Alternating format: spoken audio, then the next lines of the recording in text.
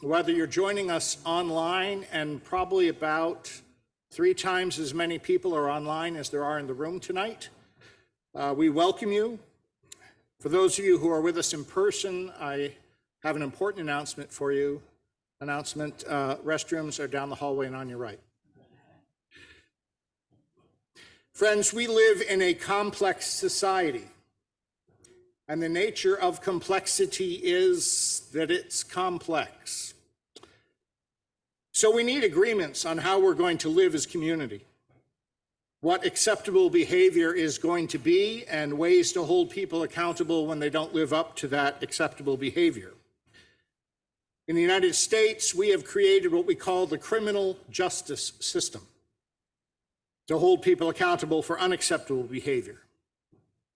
Now, this system is far from perfect. And in addition to seeking to reform it, we need to understand the philosophies and the attitudes and priorities of the people who we hire to run that system.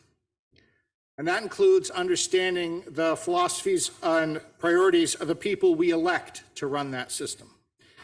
One person who we elect to be part of our criminal justice system is the district attorney. And the district attorney has a tremendous amount of power in the county court system in California. So tonight we have an opportunity to meet the Alameda County District Attorney Pamela Price to learn more about her priorities and her philosophy for carrying out her duties as district attorney. Niles Discovery Church is pleased to be co-sponsoring tonight's town hall meeting. We believe that one's spiritual practice and tradition need to impact how one lives in the world. That's why we are co-sponsoring this, because we believe that one of the ways we live out our lives in the world is as informed citizens. So tonight, you participating in this town hall meeting is a way for you to learn more and be informed as citizens. I invite you to remember that this room that we are in is the sanctuary of our congregation. It is the most sacred room in our building. We think it's appropriate to have a meeting like this here because we want our spiritual journeys to influence our citizen journeys. So it's appropriate to be here, but we also ask that you recognize what this room is, that it is a sacred place, and so we ask that you treat it with respect. And we also ask that you treat one another with respect tonight. Again, thank you so much for being here tonight.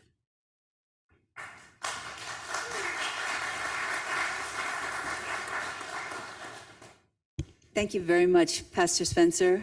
My name is Jean Moses, and I want to thank you all. I have to read it because I can't memorize. I want to thank Pastor Spencer for allowing us to hold this event in their beautiful and beautifully equipped church.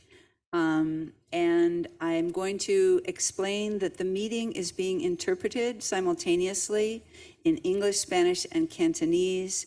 If you are on Zoom and would like to listen to interpretation, please click on the globe icon at the bottom of the screen that says language/interpretation, then select your preferred language. If you're in person, we invite you to use headphones from the back or your earplugs to plug into Zoom on your phone. If you have a problem with Spanish, talk to the guys in the back. If you have a problem with the Chinese, I think there's some folks here who could help you with Chinese interpretation or figuring out how to log on to it. We also have ASL interpretation, and you'll be able to see the ASL interpreter in the lower right-hand side of your screen, or you can pin the American Sign Language interpreter onto your screen. So thank you.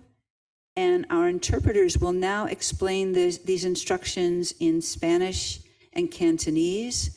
I believe that Wei Kung is going to start. No, who is it? It's Cheyenne is going to start. So please go ahead, Cheyenne. And yeah, we'll be back to you. I understand that we won't be able to hear her because she's explaining in Chinese and you can only hear She's on Zoom. 嘅大會嘅，咁今晚嘅會議咧就會有西班牙文啦、廣東話咧同埋手語嘅翻譯嘅。咁如果你係需要去，如果你需要用廣東話嘅翻譯嘅話咧，如果你用喺線上面咧，你喺度睇到一個地球咁嘅一個圖形嘅，咁你喺個地球咁嘅圖形上面，你撳一下咧，你就會見到中文個字樣啦。咁你選擇中文嘅時候咧，你就可以聽到今晚嘅廣東話翻譯噶啦。如果你係現場嘅話咧，咁你可以去喺後邊啊嚇，有啲耳塞嘅，又或者用你個手機咧就登錄我哋個線上平台啦，咁就通過手機咧就可以聽到今晚嘅翻譯嘅。咁一陣間咧，我哋亦都有西班牙文啦，同埋手語嘅。咁歡迎大家，如果有啲咩疑問，需要幫助去登錄呢個線上面嘅會議嘅話咧，你可以去舉手啦嚇。如果需要幫助嘅話，好，Cantonese interpretation is done. Now goes to Sylvia. Thank you. Buenas tardes. Esta reunión se estará interpretando al español del inglés. Para poder escuchar en español, por favor asegúrese de ubicar el icono del mundo en la parte baja de su pantalla. El icono aparece en forma de un círculo con líneas. Si no encuentras este icono, puedes encontrar los 3 puntos donde dice más. En ese punto puedes encontrar interpretación. Una vez que ubiques la palabra interpretación, seleccionarás escoger el lenguaje de tu preferencia. En este caso será al español. Y te pedimos que le pongas español y que pongas en mudo el lenguaje original para que no te esté interrumpiendo las voces atrás. Una vez más, encontrando el icono del mundo en tu pantalla en la parte baja, presionarás, ahí encontrarás interpretación poniendo español para poder accesar al español. Muchas Interpretation has gracias. been explained on Zoom. We have, if everybody showed up, we have 340 people on Zoom, and a lot of them are not English speakers. So, the other sponsors other than Niles Discovery Church today are Faith in Action East Bay and the Interfaith Coalition for Justice in Our Jails. Faith in Action East Bay is a 50-year-old, member-driven, faith-based social justice organization. We train leaders to fight for transformative change. The mission of the Interfaith Coalition for Justice in Our Jails is to advocate for alternatives to incarceration where appropriate, and for the elimination of harmful conditions and deaths inside of the Santa Rita Jail. There are flyers for Faith in Action East Bay and the Interfaith Coalition for Justice in Our Jails on the literature table at the back, where you will also see some information on the ACLU and Niles Discovery Church. So if you want to know more, it's there. And now, yes, look at that, magic. This is a nonpartisan event intended to explain the responsibilities, as Pastor Spencer said, the responsibilities and constraints of the District Attorney's Office, and to hear our new DA, Pamela Price, talk about her work and answer questions from the community. This event is being recorded and will be available on the Faith in Action East Bay YouTube channel and on the Niles Discovery Church, I think also YouTube channel. We want to thank you very much for your thoughtful and varied questions.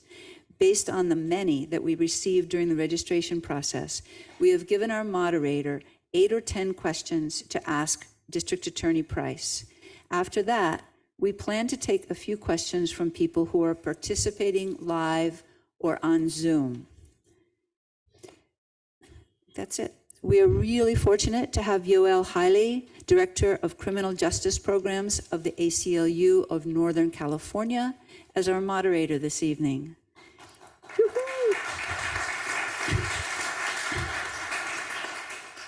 Yoel has been deeply engaged in matters related to district attorney accountability and the statewide public education campaign, Know Your District Attorney, for almost a decade. He's the perfect person to guide us through our conversation with our new district attorney, Pamela Price. So Yoel, thank you.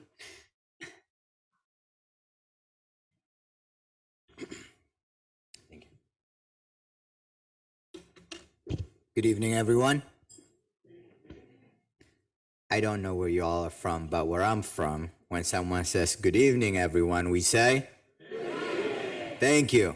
Welcome to this awesome event to hear from the elected district attorney for this county, Pamela Price, to hear about public safety concerns, to hear about the worries that you have, and for her to answer the questions that you have about what she's doing to contribute to more safe, more livable, and better communities and healthy communities for all of us. As Jean said, my name is Yoel Haile. I'm the director of the Criminal Justice Program at the ACLU of Northern California. I'll start by saying two things before introducing Madam DA. One is that the reason that the ACLU of Northern California decided to get involved, particularly in the district attorney seat as an important decision maker in the criminal legal system, is because the district attorney has tremendous power and tremendous decision-making abilities to affect what happens once harm is committed, right? So as you all know, when a crime is committed, you make a call to the police or you call 911, the police come, they take a report, they investigate. If they catch someone and they have sufficient evidence, then they present that to the district attorney's office. Just as a matter of process, the district attorney's office has an ethical obligation to only bring charges where there is sufficient evidence to be able to convict beyond reasonable doubt. These are the legal and ethical standards that DAs are supposed to have.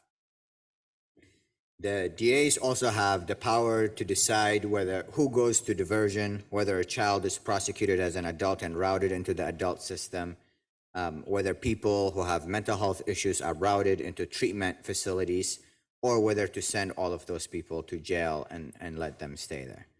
Currently, as it stands, about 40% of the people in Alameda County Jail in Santa Rita are mentally ill. 25% of people in Santa Rita Jail are seriously mentally ill.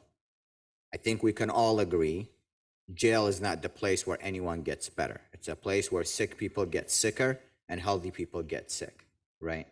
But the DA has significant decision-making powers to decide whether someone who's mentally ill goes to jail and goes through that system or gets the kind of treatment that they need so that they don't have to keep coming back to the jail and they don't have to keep getting involved within the criminal legal system.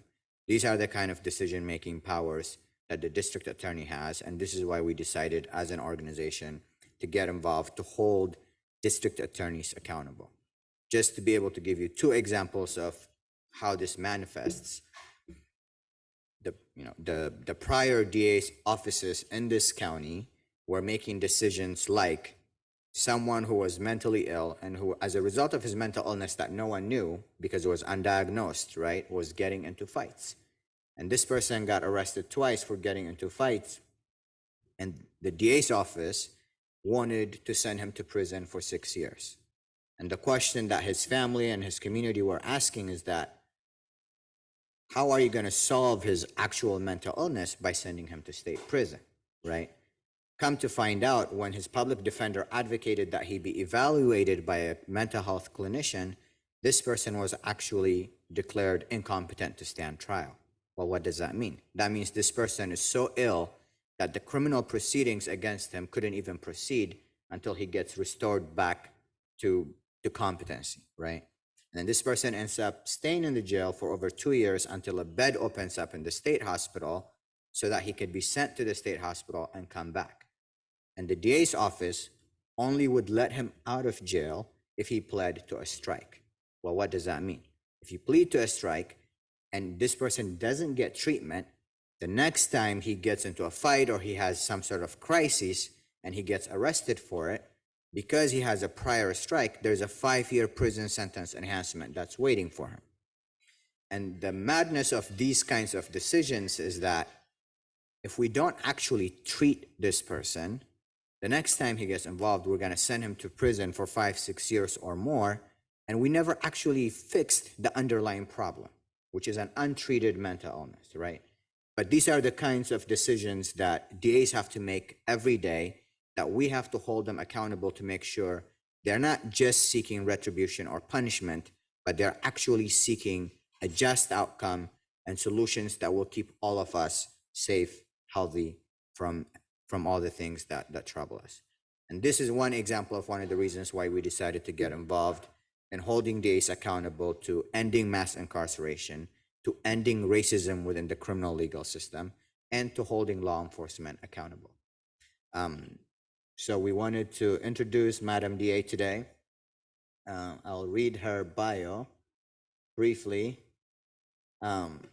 So this past November, Alameda County residents, all of you, those of you who live, work, and vote in this county, elected Madam DA Pamela Price to serve as your district attorney. DA Price is a graduate of Yale College and UC Berkeley Law School and is a survivor of the Ohio juvenile justice and foster care systems. Before being elected district attorney in 2022, she trailblazed a career fighting for justice for everyday people in state and federal courts. She built a successful law firm, coordinated teams of lawyers across the country, and successfully argued for a landmark racial harassment case before the United States Supreme Court. DA Price has represented countless victims of sexual assaults, sex, age, religion, disability, and race-based discrimination, retaliation, and wrongful termination. Her clients included nurses, doctors, electricians, oil workers, teachers, office workers, firefighters, police officers, and correctional officers from all walks of life. Please help me welcome DA Pamela Price to the stage.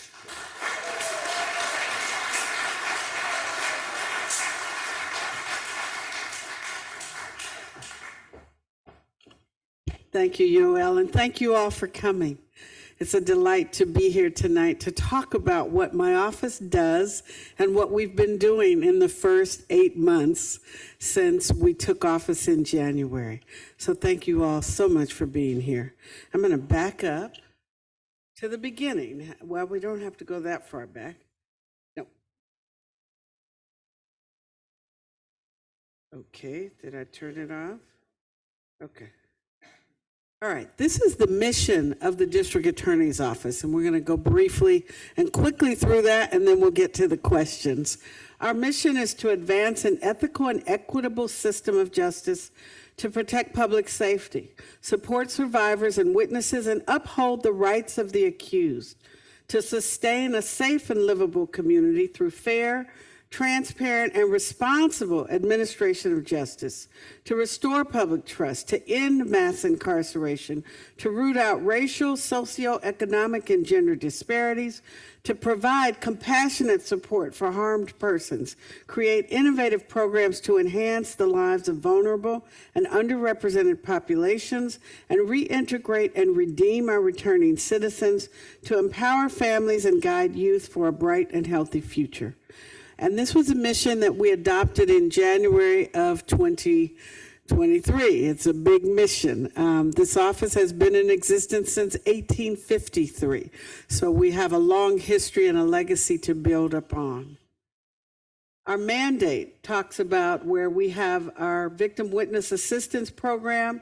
We provide support and advocacy for victims and witnesses of crime, which means we notify crime victims of their rights, ensuring that their rights are upheld. We assist all victims in bringing claims for services and compensation through the state of California, which I will talk more about that. Our victim witness advocates are trained to offer trauma-informed and compassionate support to crime victim survivors. And our new program under my administration emphasizes that we will provide services regardless of whether or not a person has been apprehended, that we will provide services regardless of whether or not you have your loved one was harmed by the police, and particularly placing an emphasis on serving children who have been exposed to trauma or violence. This is the history of our district attorney's office. Since 1938, our district attorney has been appointed by the Alameda County Board of Supervisors or ran unopposed in their election debut. And this was not by accident. In 1938, when Earl Warren left, who was our most famous district attorney, he left to become the Attorney General of California. And there were two people from the office that ran for election. The deputies decided that that was such a challenging contest that they made a policy, informal, unwritten, but understood, that the district attorney would resign before the end of his term. He would nominate his chief deputy for the appointment, and then the Board of Supervisors would appoint that person to be the next district attorney. And so that's how we ended up with being passed down from J. Frank Coakley, well, from Ralph Hoyt to Coakley to Meehan to Jensen to Orloff to O'Malley. So when I ran in 2017, I was the first person to actually run for this office since 1972. And in fact, I'm the first person to be elected in a true democratic process since 1938. This is the model that we adopted. Thank you. We took a huge step forward in November of 2022, a huge victory for democracy for this county. In January, we adopted the theme of our first year, which is part of our transformation in the making. And it comes from Bishop Desmond Tutu. And it says that there comes a point where we need to stop just pulling people out of the river. We need to go upstream and find out why they're falling in.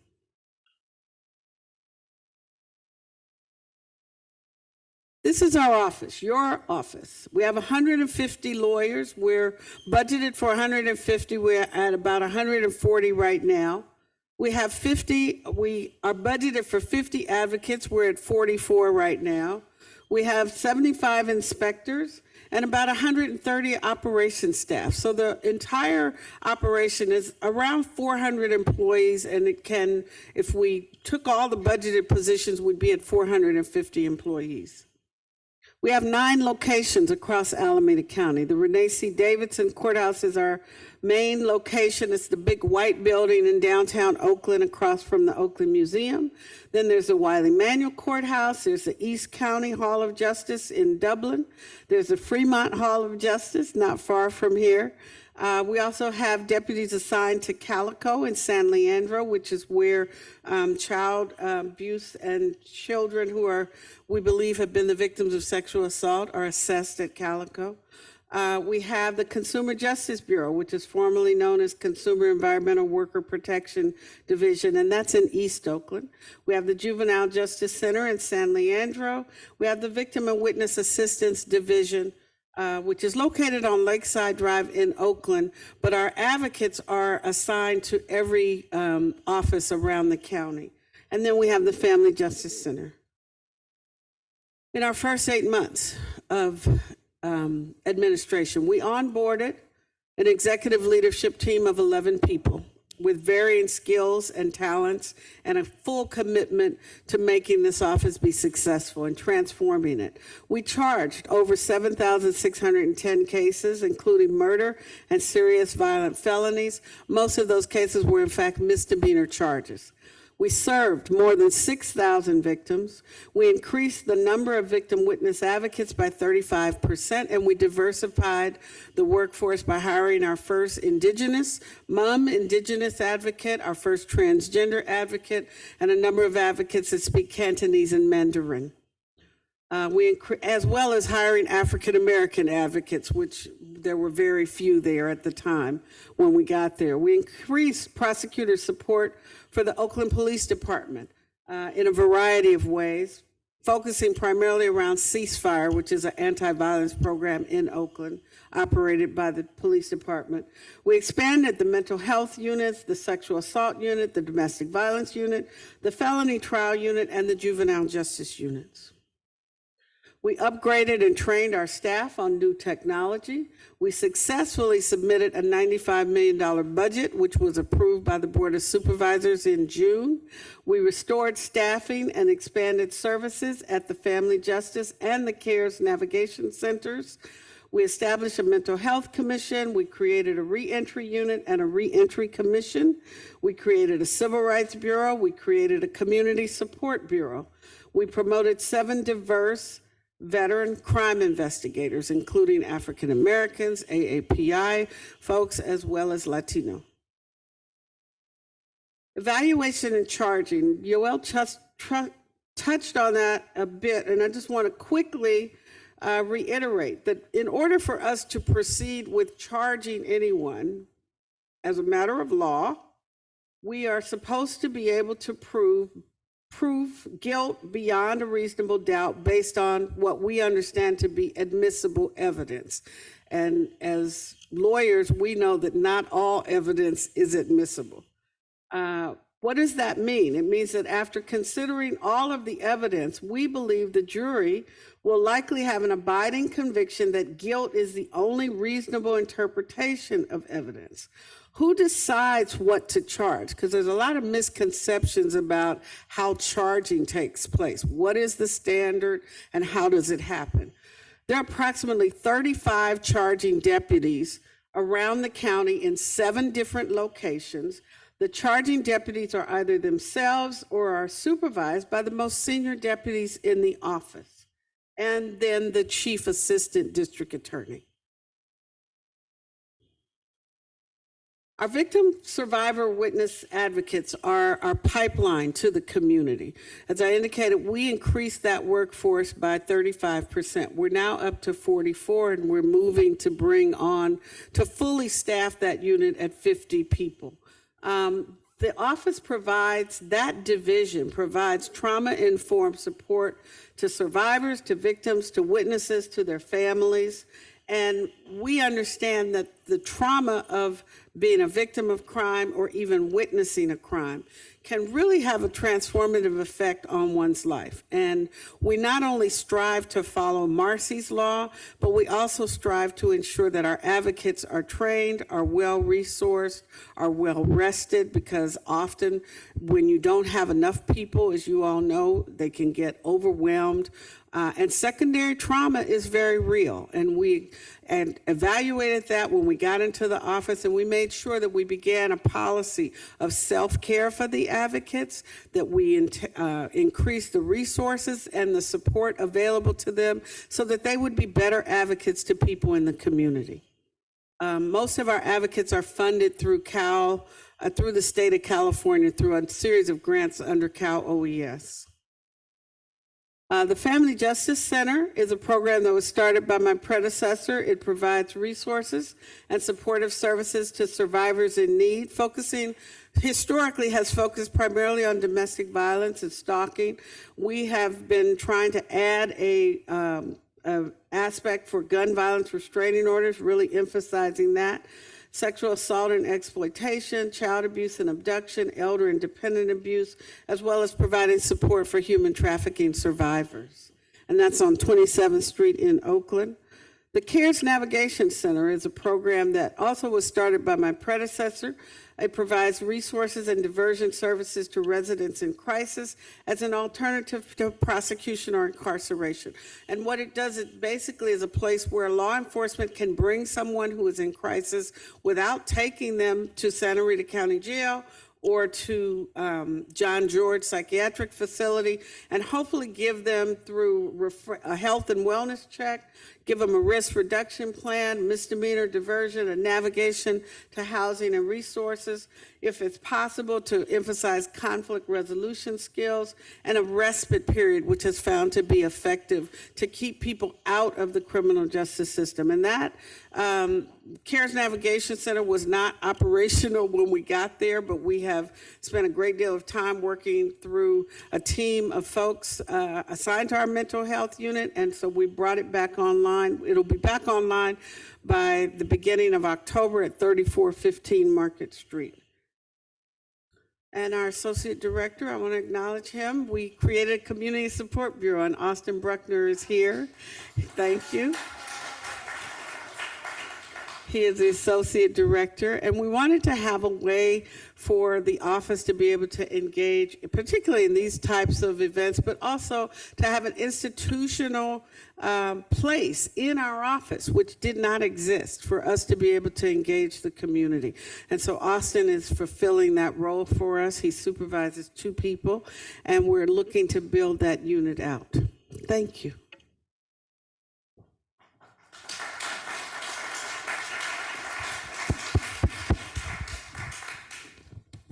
So when people were signing up for this event and RSVPing, there was an option to submit your questions.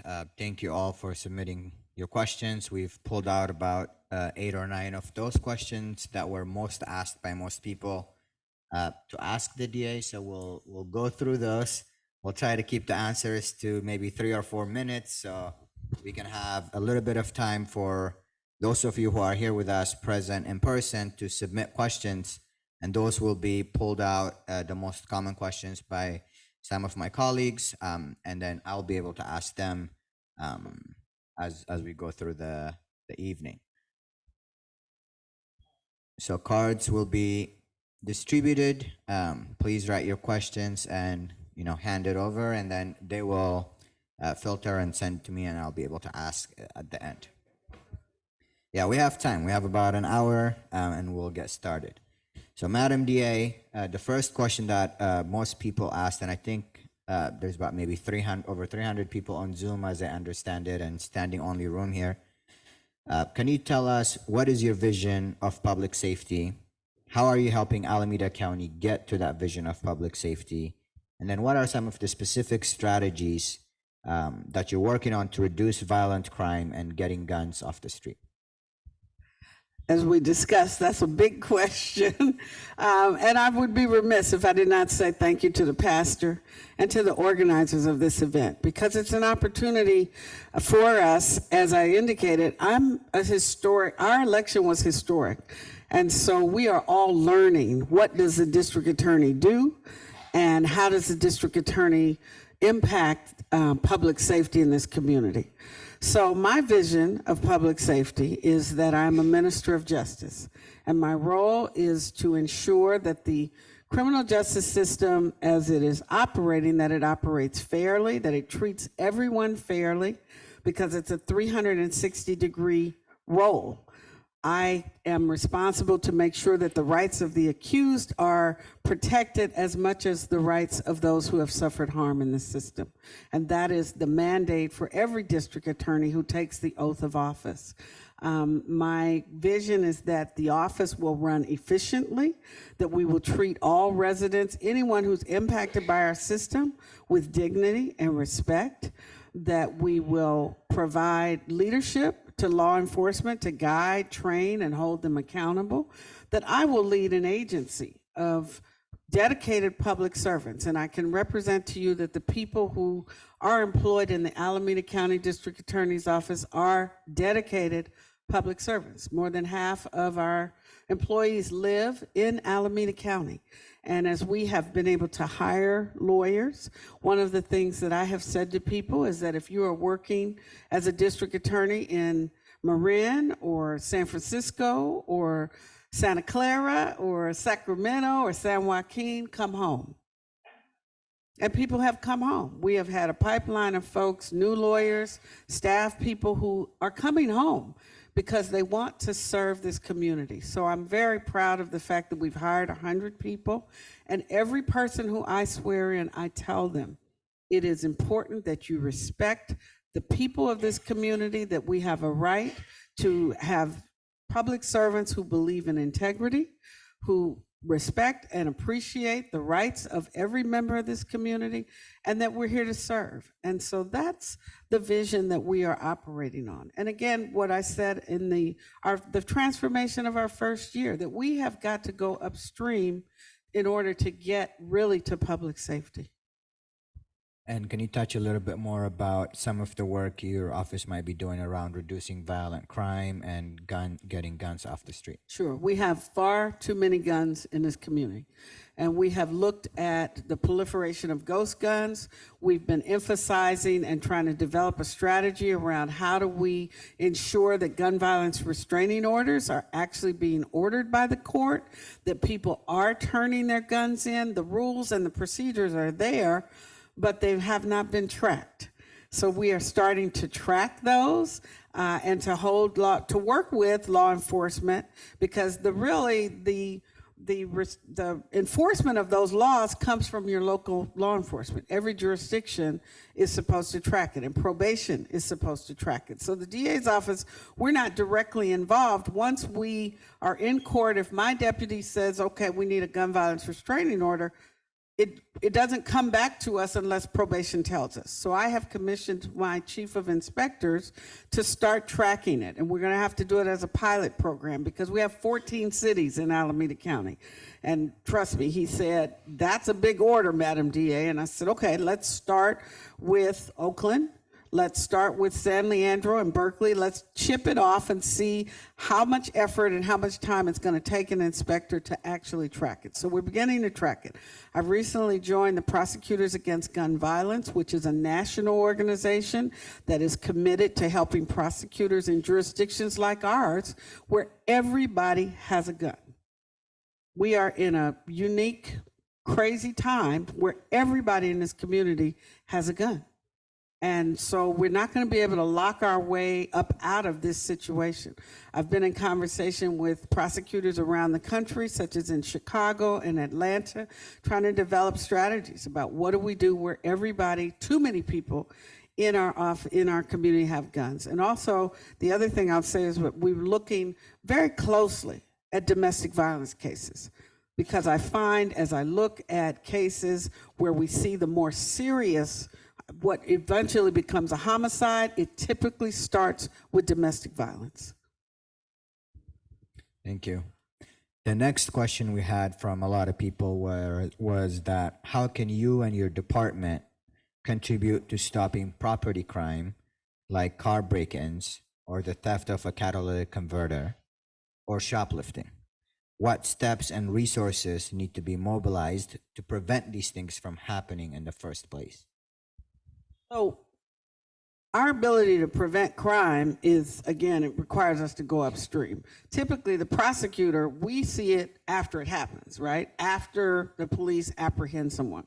So I can share with you, we are number 2 on the list. We've just been recommended by the state of California for a $2 million grant for organized retail theft prosecutions. And so we're anticipating that that's going to be voted on. Today's the 13th, tomorrow. And we're number 2, so it looks like we're going to get $2 million for Alameda County, which will be used to fund, thank you, that's right, these dollars are hard to come by.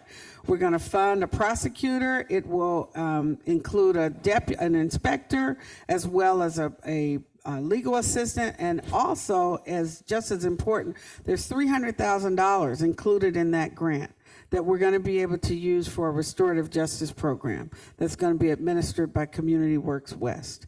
And that will allow us to try to have that component upstream, where you hold people accountable by making them understand the impact that their behavior is having on the person who is harmed. For instance, if you steal, and I have to tell you that people stole my catalytic converter and they stole my car. And so when you have those situations, the opportunity is for us to hold the people, and there's going to be a distinction, trust me. When we talk about organized retail theft, we're looking, organized is different from, some of these people who are first-time or small-time folks. But the small-time folks will have an opportunity to deter them from a lifetime of incarceration and criminal activity, potentially through the restorative justice piece of that grant. The next question is, how are you and your department listening to victims of crime? What are you doing to support them? What about those victims for whom the perpetrator is never caught, or domestic crimes in which the victim does not want to press charges? There's a couple of layers to that question, but these are large questions. Let's talk about the easy one, where perpetrators are not caught. Because in this country and in Alameda County, I have to tell you, most of the time, crime is not reported or people are not actually caught. And so they never make it to the criminal justice system, and yet we still have victims and witnesses who have experienced a traumatic experience and potentially been harmed and injured in some very significant ways. When we talk about the homicide solve rates, I'm always conscious that we don't talk about the times when somebody is shot or injured in this community and they don't die. We're not looking at the injuries and people who have been injured. And in our office, one of the first things we found out was that unless there was somebody who was being prosecuted, victims were not being assigned a trauma-informed advocate.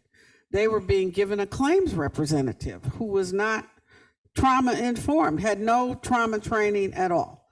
And so we had to fix that and say, no, it's not. The claims are the financial piece of it. That does not address the traumatic harm, the emotional harm. And so we needed to make sure that folks who experienced that, even if they weren't being part of a prosecution, that they were getting those services. And so we've been trying to close that hole. Listening to victims, we are in contact, communication with victims across the board. Austin has led our effort to create a victim advisory board. That's one of the innovative things that George Gascon pioneered in Los Angeles, and it was important for us to have that. And so I have met with many victim families, but those families have not been on the news because I'm not going to exploit people's pain or grief by the media. I don't think that's the way to go. I think that healing is far more important than having a political agenda or using people in that way. And so our office doesn't do that. One of the things that I did when I first came, I was asked to meet with families, and I did. And then I realized we have 6,000 victims that we were serving. And so it was not fair for me to pick or choose one family over another. And so what we were already doing was to increase the number of advocates. And that's where they are our lifeline and our pipeline to the community, is to make sure that we have advocates that are able to engage with victims, that are supporting victims, that understand the cultural differences in our community, across the community. And so that's been our approach. Shifting back to people who are mentally ill, and the vast majority of people who are in our jails and the streets who are mentally ill and suffering from mental illness. How are you working to decrease the number of mentally ill people who are incarcerated at Santa Rita Jail? Can you tell us what programs you are supporting or implementing to divert mentally ill people from jail and into treatment, into hospitals, into the necessary services that people need? Alameda County has a 5150 crisis. We are leading the state in terms of the number of people who we involuntarily commit to either Santa Rita County Jail or John George. We are cycling people between the jail and John George, and we have not gotten to the root of that problem. And that's one of the drivers of crime, quite frankly, is addiction and mental illness and people being in crisis.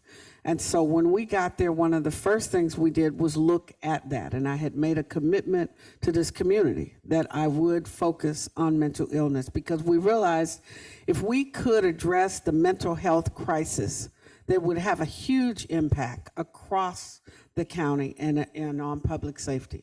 And so when we got there were 14 mental health courts and 2 lawyers assigned to staff those courts. I immediately increased the number of lawyers assigned. I came in the door as part of my executive leadership team with a mental health clinician. And after she did some initial assessments, I assigned her as a permanent member of the team at the mental health courts. And we've now increased that team by 2 more people. And, I was reminded yesterday, the head of the prosecution team said they needed a copy of the DSM-5 because they didn't have it previously. But they were adjudicating people's lives. Can you tell people what that is? It's the Bible for mental illness that psychiatrists and psychologists use to diagnose mental illness. And we have prosecutors making those decisions that had no training, and still they don't have training. Lawyers are not trained to assess mental illness or we can't diagnose it. We don't know what the support is needed. That's not our skill set. And so to have a mental health clinician on our team was critical. And we worked, to be fair, the mental health courts operated by Alameda County Superior Court it's a partnership with behavioral health, with probation. So there are case managers assigned, but it was important for us not only to increase the number of people there, but to increase the quality of the programs. And so we have an MOU with Youth Alive, which we created a pilot program for young men caught with a gun, first-time offense, who ordinarily would be under the age of 26, who ordinarily would be charged with a felony. And so we've created that, and we're diverting them into mentorship programs. But back to mental health, one of the first things that my mental health clinician brought to my attention was exactly what you mentioned, that Santa Rita County Jail was, in fact, there were at least 37 people who we identified who were incompetent to stand trial. And they were not on a pathway to competency. They were not on a pathway to go anywhere to be housed. They were simply languishing in Santa Rita County Jail. And nobody had a plan, and nobody knew, they just basically had been adjudicated incompetent, and they were sitting there. We had 2 years, under the law, you have 2 years to restore them to competency. But that means you have to find a bed, and you have to put them in a situation where they can get the mental health support that they need to be restored to competency. That process was non-existent.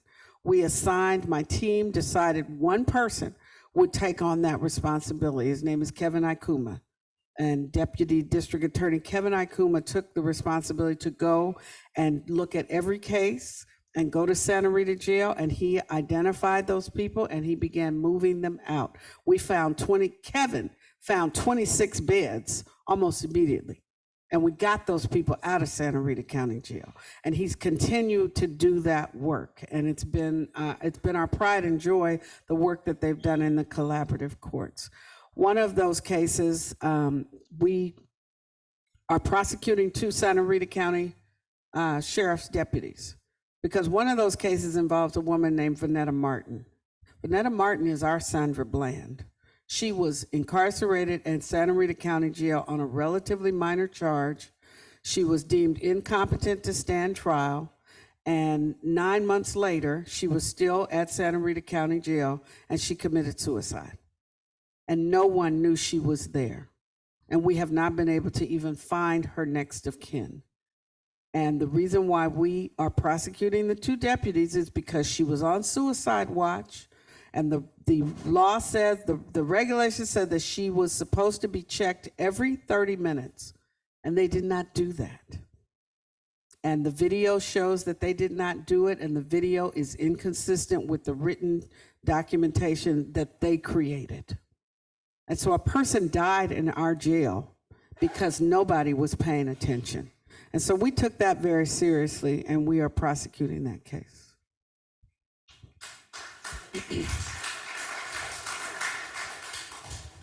While we're on that topic, you were elected on a platform to hold law enforcement accountable when they break the law. Will you investigate deaths that occur in Alameda County jails? Are there any such investigations going on? And with regard to completed investigations, what and how will you communicate to the public about your findings? As I've just touched on, we are prosecuting in the case of Vanetta Martin, which is, a really sad case.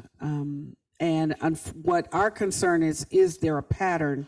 We know that we have a problem with suicides and deaths occurring at Santa Rita County Jail. And so our concern and our hope is by doing this case, we will be able to determine, is there a pattern? Are there things that the jail can do to prevent these things from happening? And that certainly is the impetus when you hold law enforcement accountable. I've been holding law enforcement accountable since my first federal trial in 1992 against the Oakland Police Department. So I understand the importance and the impact of holding law enforcement to a constitutional standard. So we are doing that. We also are looking forward, how do we create the opportunity where we train law enforcement? So many times we look back, and I've trained law enforcement as well in a prior life, we look back and we realize that they did not understand the standard. And so when we're looking, we've made a commitment, we will provide prompt reports when we close our investigation. And we're looking to make sure the number of cases that we have open, we're looking to make sure that the standard, the legal standard is met. And it is a different test than your, everyday incident between. There are protections for law enforcement, not qualified immunity, but there's a different test that we're looking at. And we will be doing that evaluation. And we've gotten a great group of lawyers who are committed to that and making sure that their evaluation is fair. Thank you. Just a reminder to continue submitting your questions. I'm getting a bunch of them here on my phone. They're being typed up and sent to me. So the more questions you submit, the more we'll be able to ask and have a conversation with all of you.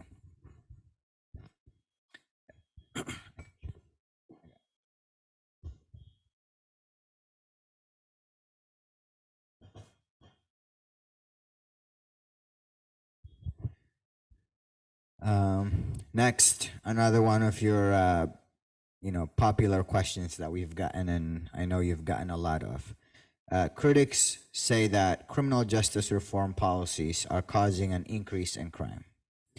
What is your general response to that? And more specifically, can you tell us more about what are sentence enhancements? What do they mean practically? And explain your new policy around sentence enhancements. Layered questions. We just commemorated 9/11.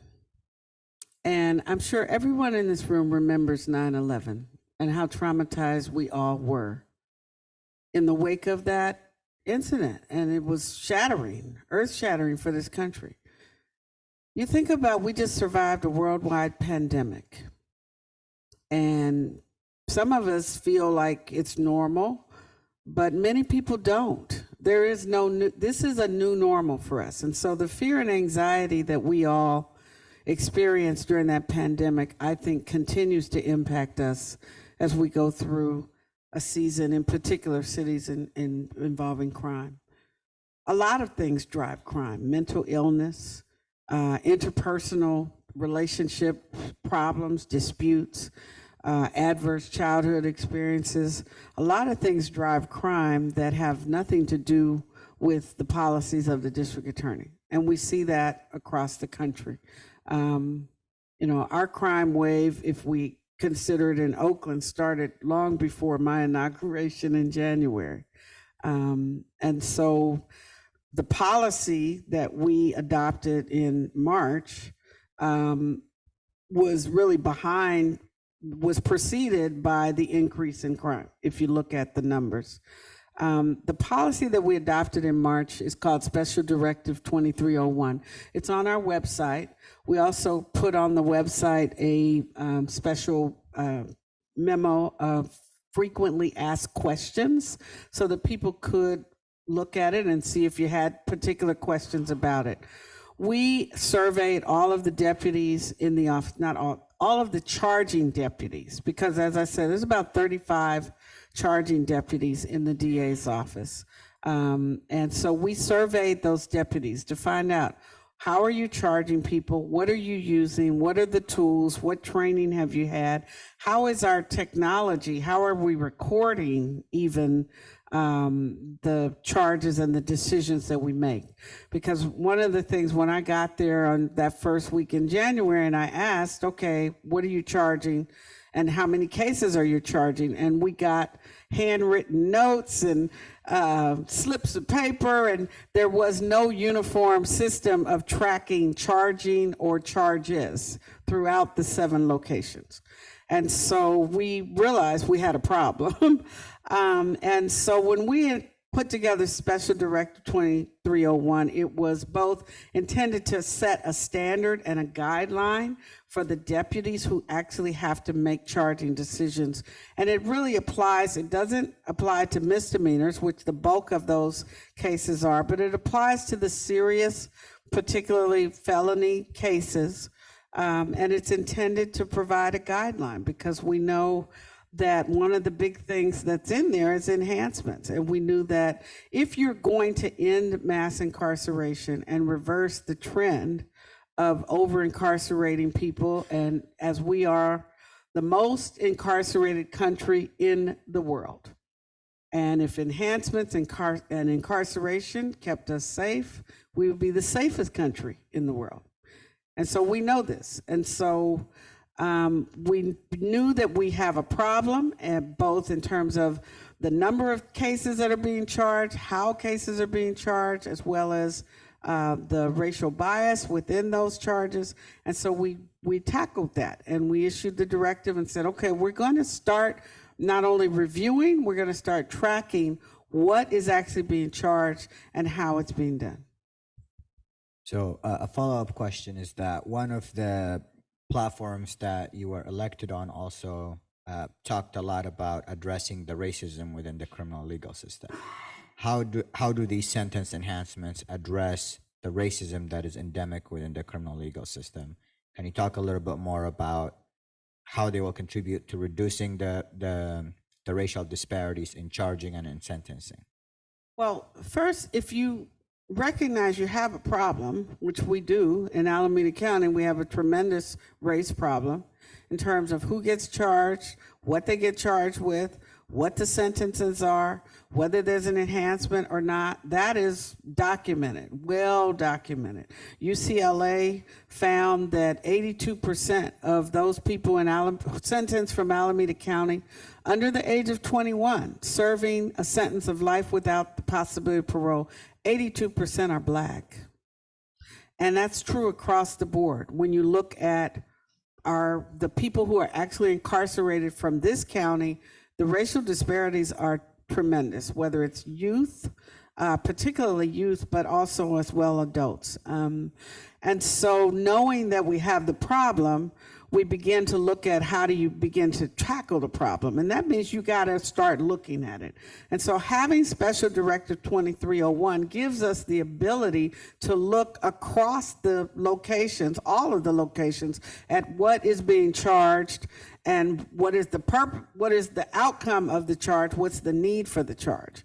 So, you see a case where someone is charged with a homicide because the person died, but there's also a charge of an enhancement charge of great bodily injury.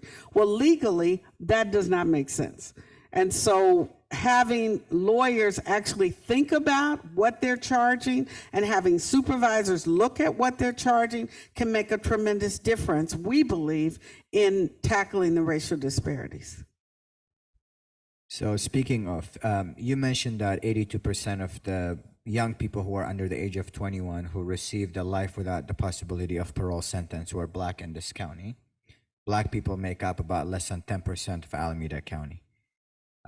We also looked at another study, speaking of children and young people, that showed that all the people within about a decade, within a 10-year period, all the children that were charged as adults in this county were Black or brown. Can you tell us about your policies regarding the charging and treatment of children within the criminal legal system? How can we encourage and support young people so that they do not engage in harmful activities or crime? And what county programs exist or should be created so that to support young people in this county? Yeah, there's so many studies that have been done for Alameda County that show the racial disparities for young people are abominable, and we should all be very concerned, if not ashamed. And when I ran in 2017, that's what triggered me, because I could not turn my back on young people that I knew were being completely over-incarcerated. And so we're trying to reverse that trend as well. The number of young people who are incarcerated in this county has fallen dramatically, but we still maintain this tremendous racial disparity. If you go to Alameda County Juvenile Hall, the Juvenile Justice Center, all of the children you will see are brown or black children. That's just the way we have operated. And so we have got to get our arms around that as well. That facility is operated by probation department, which is very cognizant of the racial disparities. And to their credit, they're trying to engage communities around how do we assess that and how do we equalize our administration of justice much more so. And so I want to make sure I answer part of your question. Can you tell me what it was again? Second part is what county programs exist or should be created in order to support young people and prevent crime from happening in the first place? I mean, obviously, and I can tell you as a young person who survived the juvenile justice system, being engaged in your community and having activities for young people is what makes the difference. Now, I can tell you, I was not particularly engaged in my community, but I was driven by the civil rights movement. Civic engagement has been shown, whether it's young people or adults, to be a driving factor in reducing crime because people get involved in their communities. And for young people, we clearly, I heard someone say the other day, we are at the mercy of the challenges that we have faced, and we have not faced them very well because we don't have enough programs for young people. We came through a pandemic and their education was completely disrupted, and we still acted as if nothing had happened. And so it's both making sure that we invest, and this is why we have to stop investing in incarceration and start investing in education. We've got to invest in programs that draw young people in. We've got to create mentorship programs. We've abandoned young people, and now, they're acting out, and we act like, why is this happening? Well, there's a lot of things that drive it, and we need to take, as a community, we have to go upstream and reverse it to keep them out of the criminal justice system. So speaking of going upstream and reversing it, what kind of shifts from mandatory jail time to restorative justice or rehabilitation are occurring? How are you collaborating with outside agencies or organizations to offer alternatives to traditional prosecution and incarceration? And what is the positive impact on the individuals charged, on public safety, and how can we measure this impact? Restorative justice started in Alameda County. A friend of mine named Fania Davis had this vision, and they started this program in Oakland, Restorative Justice for Oakland Youth, and it went into the schools, and it was a successful program that has been expanded across the country. And then in Oakland and in Alameda County, it has not been sustained through our education system. And so in the criminal justice system, there was an alliance with a restorative justice program that grew out of our joy called Community Works West. I hate to tell you that program has very limited funding and very limited interaction.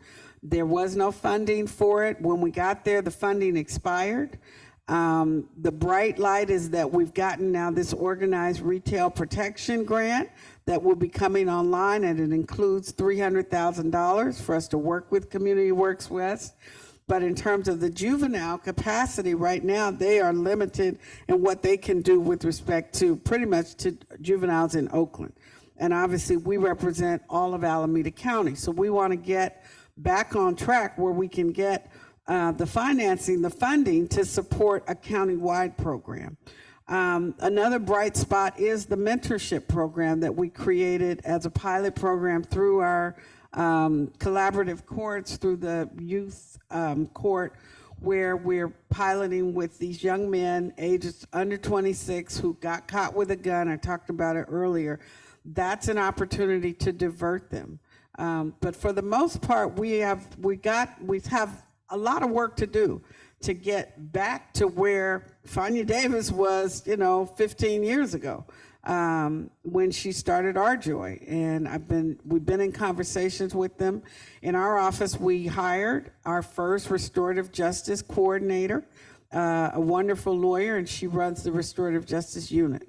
And so we're collaborating with Community Works West, with Our Joy, and with other national restorative justice organizations to develop our program in the DA's office. So can you tell us, how does restorative justice work, right? Because we've been saying that a lot. Can you tell us what are the basic tenets of it? How does it work? How does it benefit the accused? How does it benefit the victim? And how does it benefit the broader community? The basic tenet of restorative justice is about healing. It is about victims. It's about making sure that victims have the opportunity to hold the person who harmed them accountable and to feel them. Yes, it is. Okay. That is the basic, because I know what restorative justice is. I have consulted with experts around the country. We put on and we'll bring a program to Alameda County. We had one in 2022, but we will bring people who have experienced restorative justice and who understand what it means, so that we can educate our community about how it works for victims. It really is a victim-centered approach to provide healing and an opportunity for people. Okay.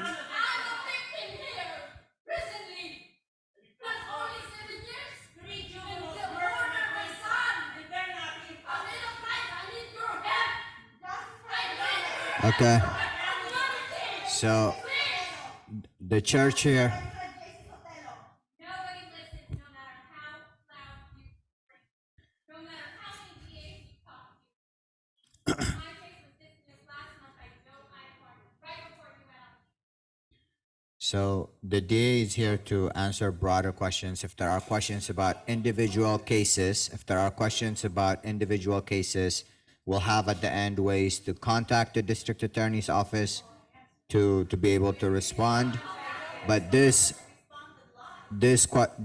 forum for everyone here is for her to be able to answer questions that people who have not met her, who have not tried to reach out to her, to meet with her and to talk with her. So the next question that we have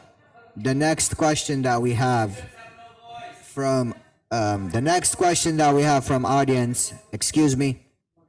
So the next question we have from audience is that, and this is a bit outside of the scope of the district attorney's office, any district attorney's office, but do you have plans or advocacy that you do around providing education, job training skills, and jobs for people coming out of prison so that they're able to survive once they're released into the community? Yes, it is not out of our purview, because under the Racial Justice Act and the resentencing laws that have been passed by the legislature, the district attorney, every district attorney's office now is responsible for processing applications for resentencing, whether it's compassionate release or resentencing, because the laws have changed dramatically. So we see a lot of, we have a whole cadre of juvenile cases where young people were sentenced under the old laws, and now those laws don't apply. And so someone who is sentenced, for instance, to 114 years to life when they were 16 or 17 years old, the courts have said that that is unconstitutional. And so it's our responsibility to determine how that young person, who may now be an adult, how that person should be adjudicated in collaboration with the courts, as well as the probation department for young people. For adults, we have a responsibility we've established to protect public safety. That is our number one responsibility. And so we take that responsibility very seriously when we are resentencing people. We established a resentencing and a reentry unit together. so that we are able to evaluate people who are coming back, who are eligible for resentencing, who are going to be coming back into this community, to make sure that that they have housing, that they have mentorship, that they have employment, so that they can become productive members of our community, so that they won't re-offend and commit crimes and hurt other people because they're coming home. And it's a challenge for sure. We have about 2,500 residents of Alameda County that are entitled to be resentenced, and we have to take that challenge on. The next question we got from the audience is that, given that you are committed to investigating and prosecuting abuses by the police, what are the current relationship between the Oakland Police Department and other police agencies like Fremont and your office? Is there an antagonism that impedes the system working well? I don't think there's not an antagonism. I've met with I meet monthly with every police chief and the sheriffs. I'm a member of an association called Alameda County Chiefs of Police and Sheriff's Association. We meet every month. We have conversation. We work together. I have 75 inspectors that work for our office. So our chief of inspectors is a retired OPD chief of police. He was there for 30 years with OPD. So he has very good relationships with Oakland police, with police agencies around the county. We have, as a matter of priority, met with put it on the task to meet with every leader of the 14 cities. So I've met with the mayors, the chief of police, the city managers, and the city attorneys of most of, I think, 10 of the 14 cities that we serve. And so we are, in relationship always with them, in collaboration. They understand that we're going to hold them accountable. And as I've said to all of them, we expect you to do constitutional policing. That's all we're asking, is that you do your job. And I've also said to each police department, I can't tell you how to do your job. Therefore, you can't tell me how to do my job. I'm not a police officer. I don't employ police officers. You are not a lawyer. You do not employ lawyers. And so what we've heard in some circumstances where police say, well, I'm not going to arrest somebody because I don't think the DA is going to do anything, that is a fallacy. And I can tell you where we've heard that in Oakland, the chief of police, the mayor, and the top brass, as well as I've met with the Oakland Police Officers Association and 30 members of their board. They all understand that is dangerous. It's not appropriate. It encourages vigilantism, and it's not acceptable for us to have police officers who we are paying to do a job that then say, I'm not going to do my job because I don't like how somebody else does their job. They can't tell me how to do my job, and I can't tell them how to do their job. I am a public servant. That's right, sir. I am a public servant. We work 14 hours every day trying to make sure that we clean up the messes that have plagued this system. It is a broken system. It is not working for victims. It is not working for people who cause harm. And that is why we were elected. Thank you. The next question is that, what steps is your office taking towards addressing labor trafficking, including in the context of individuals forced into criminality? We are very focused on human trafficking and labor trafficking. We are expanding that unit.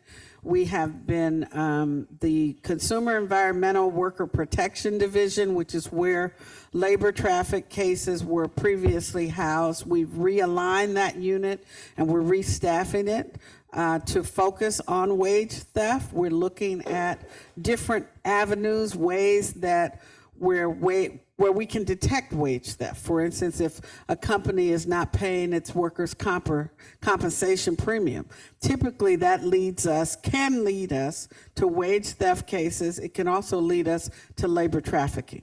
Human trafficking in Alameda County continues to be a major, major problem. We are the third largest hub for human trafficking in the country. And that means that we are at the center, and it makes, in some sense, geographically, we're the perfect location because you can get to San Francisco, you can get all around the Bay if you house your operation here. So we're a hub. We've heard about, there's been, in Oakland, there's been a spate of young Black girls disappearing off the streets, and my advocates have volunteered to do the night walks that we participated in. So we are working with organizations that are on the ground dealing with sex trafficking and human trafficking, and we are targeting that. We are particularly concerned, there was a very tragic case of a young woman. Her name is Nicole Marcy. She was recently shot in Oakland by a pimp in a very brutal manner. And so we are very involved in that situation and working with her family as well as working with law enforcement around that case. So you talked about some of the enforcement mechanisms that you're doing around labor trafficking and around human trafficking. Can you talk a little bit more about what you're doing to serve victims of human trafficking? What's your victim services unit doing to make sure people have the opportunity to heal and to get better and all of that? This office does have a long tradition of, and was one of the leaders in fighting human trafficking.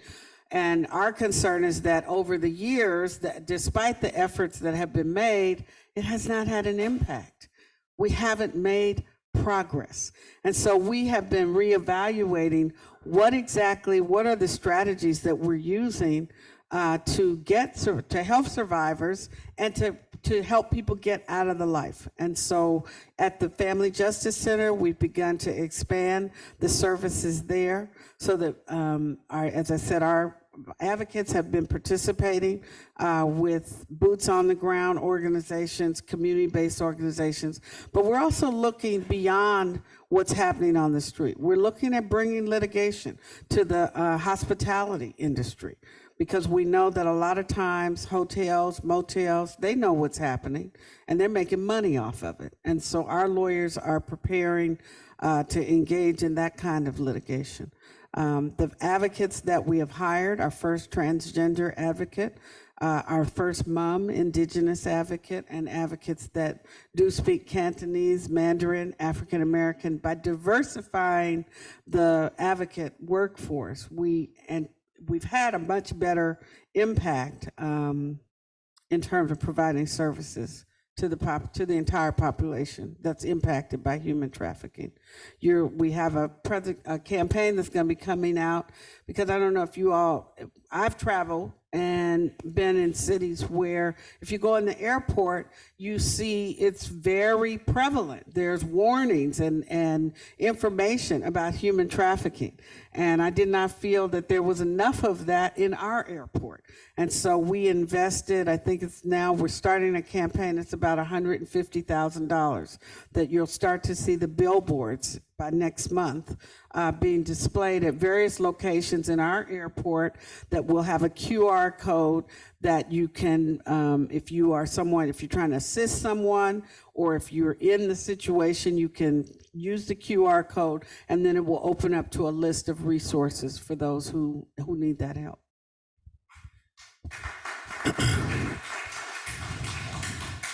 So shifting gears a bit from criminal to civil litigation, your office recently announced a case in Livermore about tobacco-flavored products and a settlement with Kaiser.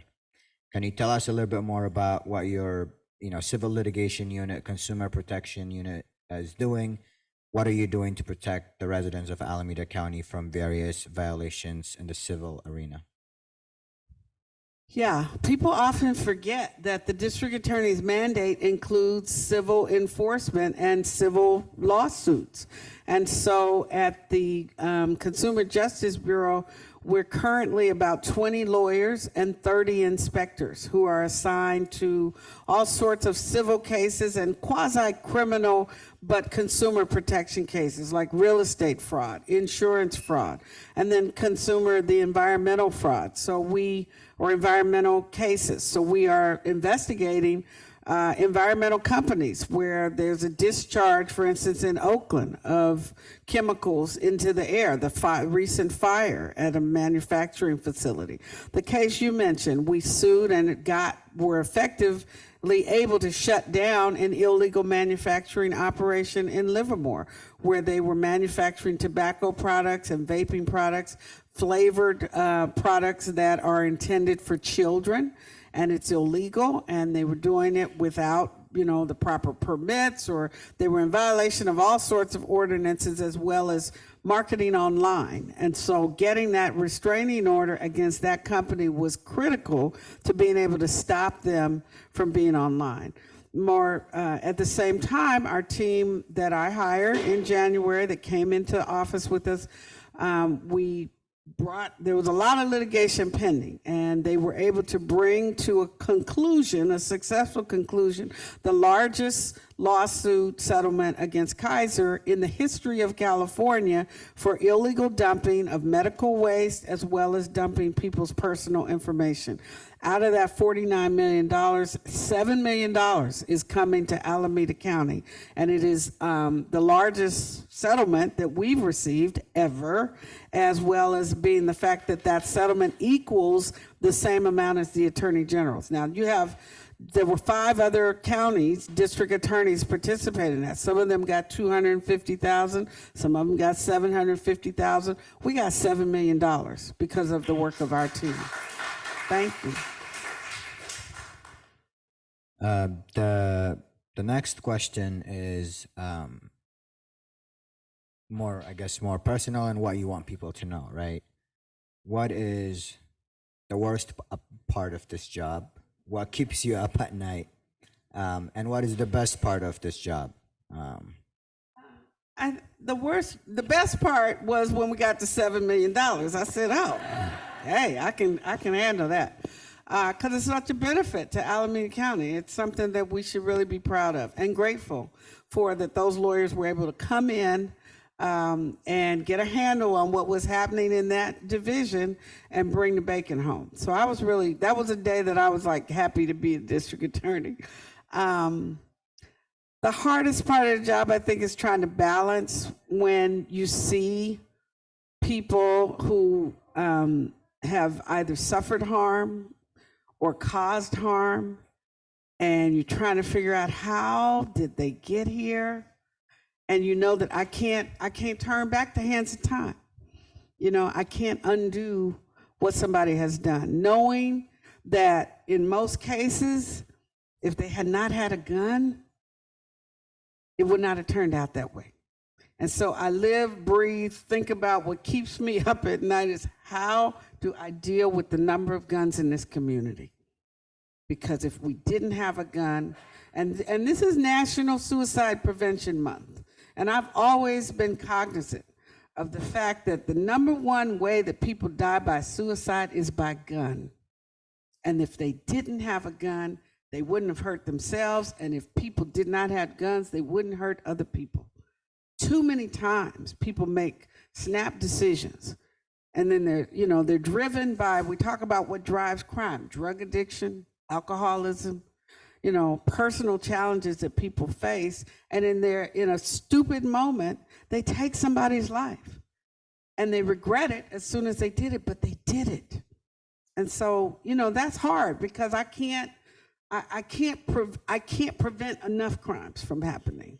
So we do charge people. We charge 7,600 people. No, we charge people with 25 years. If you do a murder, you do 25 years to life. That is the law. The last question. So the last question, as we're getting close, maybe the second to last question as we're getting close to time. And thank you all for your patience throughout this evening. Someone's asking, can you explain why enhancements do not improve public safety? After all, longer prison sentences have not been shown to be a deterrent for crime, and that they do not prevent crime from happening in the first place. So to go back to the enhancement question, because it keeps coming up for a lot of people, and we want to be able to ask the question, how is it that enhancements are not a deterrent for crime, and what does the research say, and what was your thinking in creating that policy? So in March of this year, the Council on Criminal Justice issued a report of a task force that involved some very highly respected prosecutors, attorney generals, federal prosecutor. Sally Yates was one of the co-chairs to the federal prosecutor, very well respected. And they looked at, across the country, the impact of longer sentences. And that their findings were consistent with other studies which showed that longer sentences actually increase recidivism, increase the chances that somebody is going to commit another crime because they've been incarcerated longer, versus actually deterring people from committing crime. Because what they found, and what is true, most of the time people who commit crimes are not thinking about what's going to happen to me if I commit this crime. And I see that every day. As I just shared with you, people hurt other people often without thinking about the consequences. It happens so often. The majority of people are driven by things that are completely outside of the realm of the criminal justice system. And so that is what we're looking at when we look at what is the benefit of an enhancement versus the cost of an enhancement. And for us in California, what we have found, what has been shown, is that investing the use of enhancements, and there's over 100 enhancements under California law, the use of those enhancements has driven the explosion of prisons, has forced us to invest in prisons versus education. It has been applied in a racially biased manner across the state, including especially in Alameda County, and it doesn't effectually stop crime from happening. And so when you know that, then you know you need to address it. We have to find other strategies to prevent crime, to respond to crime, to hold people accountable, other than just continuing to do the same thing that we know does not work.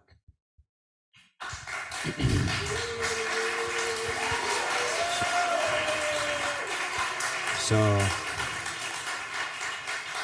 our last question for the evening is, how are you getting public input for your work? Do you have ways for people to share their questions and ideas with you? What is the best way for community members to stay informed of what you are doing with regard to changes in policies and procedures in terms of what's going on in the DA's office? So how can people reach you, give you input, and how can people find out and learn about what you're doing in the office, in the DA's office? So unfortunately, our communications apparatus is not what it should be.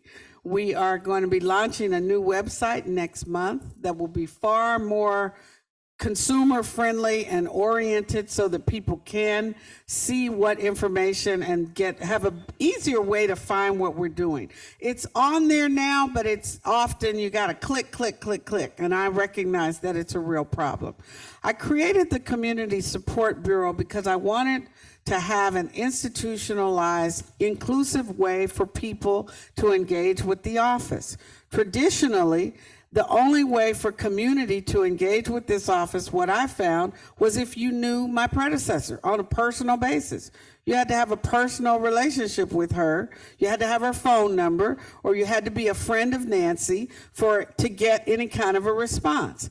And that is favoritism that I said from day one. We have to have a way for this community to engage with this office. I have been a community activist since I was 13 years old. I understand and appreciate the value and the need to have for community to be engaged. And that's why I'm participating in these town halls. These are not like set up opportunities. It's a chance for people to understand this is what this office is. This is what we do. This is how we operate. This is why we do what we do. And yes, if you have a question, come to a town hall. We appreciate that people are listening, that we're engaging in a respectful manner, because that's what has to happen. We have to be able to listen to each other. Yelling and pointing fingers and being disruptive does not serve our community well. We won't have a conversation if we don't listen to each other. So I listen to people. I made a living 40 years listening to people. And I hired Austin Bruckner so that he would be able to direct and coordinate all of our activities with respect to the community. So we have town halls, we have Austin's email, which I think was on there, austin.bruckner2@acgov.org. He has a team that we're building out. And we will have a better website. And we have a newsletter we're sending out. We had to revamp the newsletter. It's coming out. I think tomorrow the new newsletter will be out. And we're trying to make sure that people know what we're doing. That yes, we are litigating cases on behalf of Alameda County and winning. That we are charging people on behalf of individual residents and holding people accountable. And yes, we're trying to invest in alternatives, both from a mental health perspective as well as restorative justice. So thank you. Thank you all for attending this event, for your patience, and for engaging respectfully in this discussion. As the DA said, you're able to contact her office through this contact information that's on the screen. We appreciate you all for making the trek to hear directly from the DA. And now we'll turn it over to our gracious hosts.